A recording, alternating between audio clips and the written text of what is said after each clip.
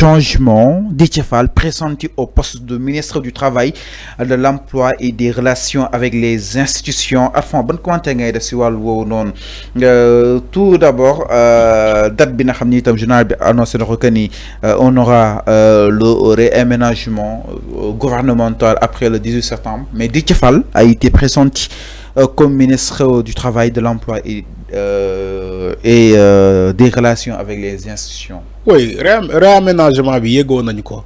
Ça est ça a été dans les collimateurs ou bien ça est dans les collimateurs. Ni que ba ñu dalee wax ni que remaniement ministériel day am un peu changement day am tuuti boobu buñ ko yëgee dafa yàgg. Maintenant qu'est-ce qui tarde? On a donné les raisons, voilà tout ça. Aujourd'hui on nous signale après 18 septembre bi di ñëw day am ay changements. Donc changement yoy sénégalais yegg nañ ko té soxla nañ ko. À un moment donné, il faut changer. On doit changer.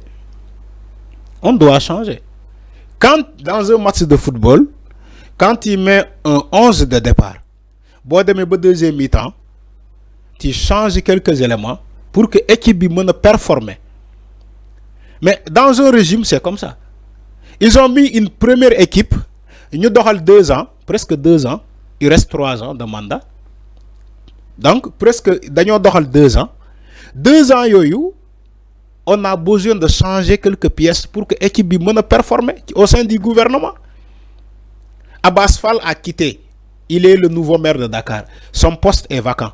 Le poste du ministère du Travail, des relations avec les institutions, je ne sais pas quoi. Ce ministère-là est vacant. Qu'est-ce occupé ou quoi? Tu as annoncé le cas de Déthié Fall. C'est un poste méritant.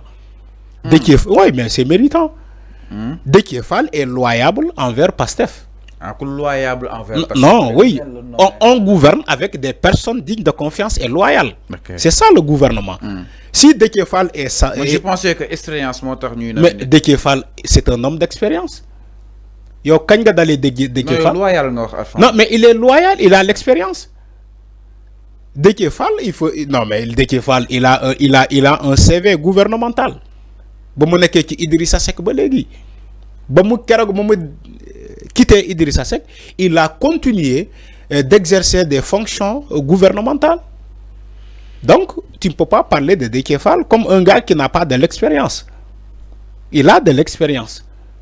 Quand se dit que c'est méritant, il a mérité. Bu fekkee toutefois dañ ko nommé ministère bobu Déthié Fall, il le mérite parce que non seulement il est loyal envers Pastef, il est loyal envers Sonko, mais il a toujours accompagné Ousmane Sonko. Tu vois Déthié Fall partout où il y a Ousmane Sonko. Il a même décliné des postes de député avec la coalition Sàmm Sa Kàddu pour aller rejoindre Pastef, en sachant que foofu du nekk député du nekk dara. Mais il a battu campagne durant 20 jours de campagne avec Ousmane Sonko, en sachant qu'il n'allait pas être député de Déthié Fall. Donc aujourd'hui, s'il est nommé, il a mérité. Je parle de Déthié Fall comme je parle de Malick Gakou. La récompense. Malick Gakou, c'est pas de récompense.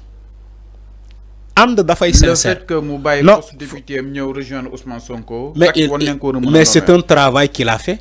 Okay. C'est un travail qu'il a fait. Néna, il a accompagné, il a battu campagne avec Pastef pendant 20 jours. Comme Malick Gakou. C'est des gens qui méritent des postes de responsabilité, quand même.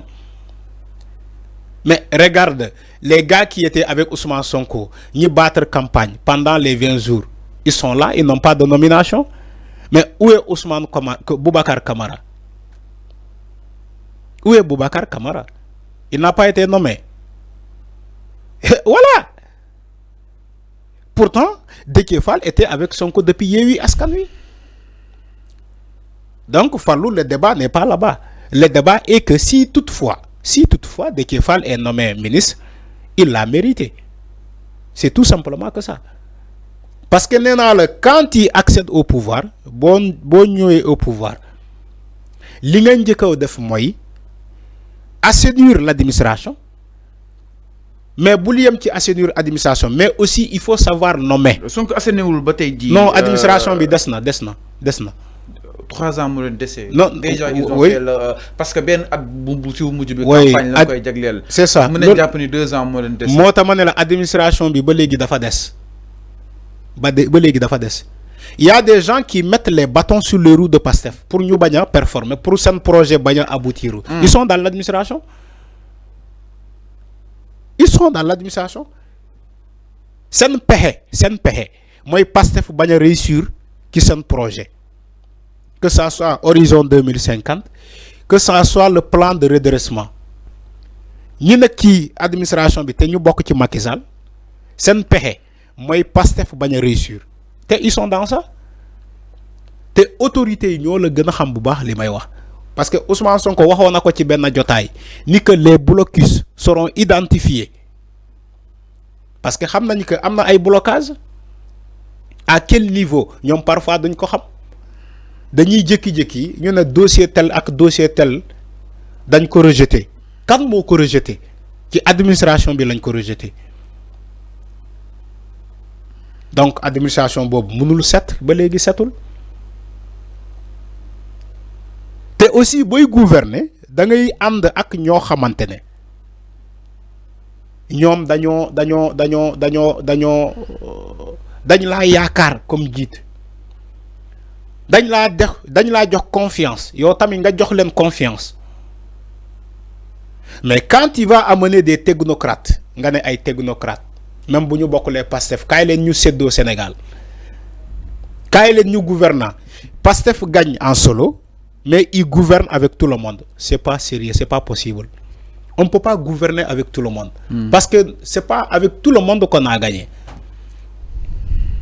Non, je pense qu'on doit gouverner avec tout le monde. Non, non, non. Les gens qui ont de l'expérience, c'est important. Souvent ñi bokk waa Benno Bokk Yaakaar ñooy nekk di influencer Pastef ne leen waaye yéen a diggoon fii appel à candidature yéen a waxoon lii yéen a waxoon boo leen jëlee da ngeen gouverner avec tous les Sénégalais xam nga loolu manipulation la pour Pastef mën a déglu loolu mu def loolu après ils vont échouer. On ne peut pas gouverner avec des gens yoo xamante ne gëmuñu projet bi gis nga booy gouverner ak ñu gëmul sa projet doo dem fenn. da ngay gouverner ak ñoo xamante dañoo gëm sa projet dañoo gëm projet Pastef dañoo xeex ci projet bi dañoo def pexe bu ne pour que projet Pastef boobu réussir on gouverne avec ces personnes là mais doo gagné tey nga dem jëli ñoo xamante ne ñoom seen pexe bu sotti woon Ousmane Sonko du génn prison Diomaye du génn prison Pastef tas buñ ko tas kenn du ko récupérer. Voilà. Asatuma nga ne Pastef accéder au pouvoir. Pourtant ces personnes là dañoo dem woo ces personnes là ñu ñëw. On a parlé de Samba xawma Samba Ndiaye. On a parlé de la dame là qu'on a nommée au niveau de l'autorité de régulation. CNRA. Comment elle s'appelle la femme là? Awa Bokar. On parle de Samba Ndiaye, de Awa Bokar. Ay nit yu doon ngagner le projet de Pastef. Aujourd'hui, ils sont nommés. Ainsi que d'autres et d'autres et d'autres. Tu peux en citer. Après, on va dire que ouais, c'est tout à fait normal. Ouais, parce que nous sommes Sénégalais. On ne gouverne pas comme ça, avec des sentiments. Alors c'est clair mais non exactement par rapport ak li nga xam ne moo di justement le projet Pastef ak li nga xam ne moo di tolluwaay bi ñaari ñëw itam si beneen ponk sans plus tarder bu Moustapha Diakhaté daal di doon exactement Moustapha Diakhaté